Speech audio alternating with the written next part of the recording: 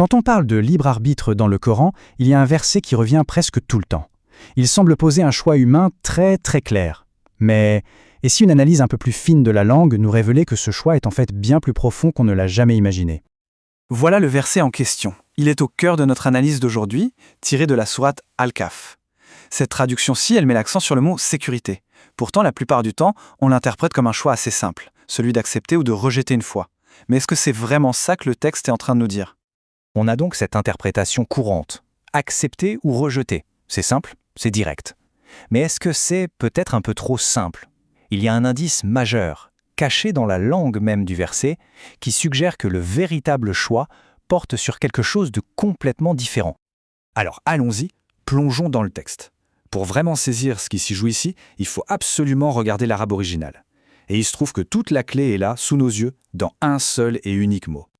Et ce mot, celui qui est vraiment au centre du premier choix, c'est le verbe yu'min. Absolument toute notre compréhension de ce verset, eh bien, elle repose sur ce que ce mot signifie vraiment. Et c'est là que ça devient fascinant. Parce que, dans presque toutes les traductions, ce mot est rendu par croire ou avoir la foi. Sauf qu'en arabe, les mots ont des racines. Et la racine de yumin, ce n'est pas une idée de conviction interne. Non, elle vient de la racine amn, qui veut dire sécurité, sûreté, paix. Et cette distinction, elle change tout. Du coup, le mot iman change complètement de nature. Ce n'est plus juste un état d'esprit, une pensée. C'est une action. C'est l'acte même d'accorder la sécurité à quelqu'un. Ce n'est pas quelque chose qu'on pense, mais bien quelque chose qu'on fait. Bon, avec cette nouvelle compréhension, il faut tout redéfinir. Qu'est-ce que ça veut dire, être la personne qui accomplit cette action précise? Selon l'analyse linguistique de Khaled Al-Sayed Hassan, un moumin n'est pas juste quelqu'un qui pense d'une certaine façon. C'est une personne qui, activement, concrètement, accorde la sécurité à son entourage. C'est une source de paix pour sa communauté. Le point central, c'est donc l'action. D'accord. Donc si le premier choix, c'est d'accorder activement la sécurité, alors, qu'en est-il du deuxième choix? Regardons l'autre côté de la balance, parce que c'est là que tout s'éclaire. Le verset nous présente un contraste parfait. D'un côté, on a le choix d'accorder la sécurité, de l'autre, le choix de rejeter cette même action. Le choix ne porte donc pas du tout sur une idée abstraite, mais sur une action sociale bien réelle, bien tangible. Est-ce qu'on va être une source de sécurité pour les autres, ou est-ce qu'on va rejeter ce rôle?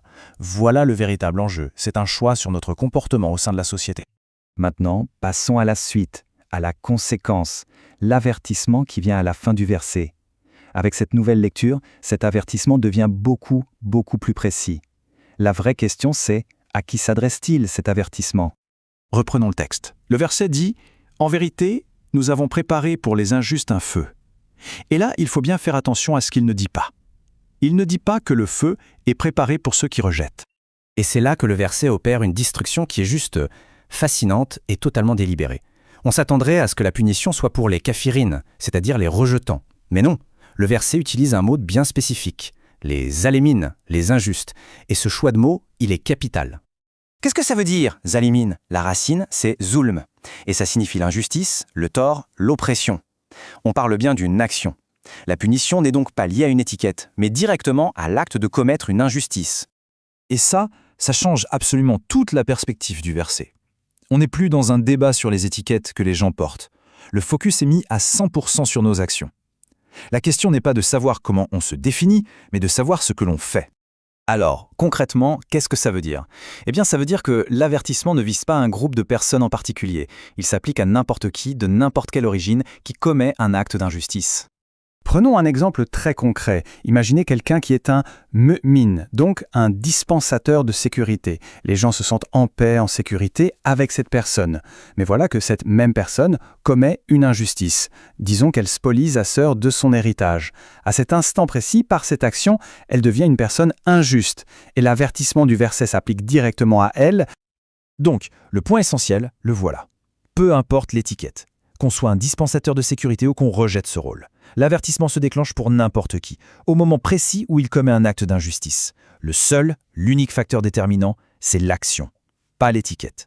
Cette relecture du verset nous amène à une conclusion assez puissante. La mesure ultime, ce n'est pas la case qu'on coche, le groupe auquel on appartient, c'est la responsabilité de nos actes. Et ça nous laisse avec une question fondamentale. Si le critère divin final, c'est notre comportement, notre capacité à agir avec justice, comment est-ce que ça devrait changer notre façon de vivre et d'interagir les uns avec les autres?